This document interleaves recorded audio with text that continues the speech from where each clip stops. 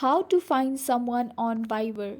Hello everyone, this is a Hazel here to assist you today. Without any delay, let's get started. First of all, open Viber application on your device and then tap on the call at the bottom, and here you will see a add option icon at the top right corner of your screen.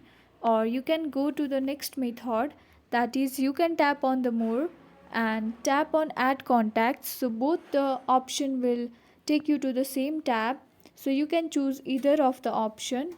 After that, you just have to provide the phone number of the people you are searching for to add or to talk with on Viber, and tap on continue.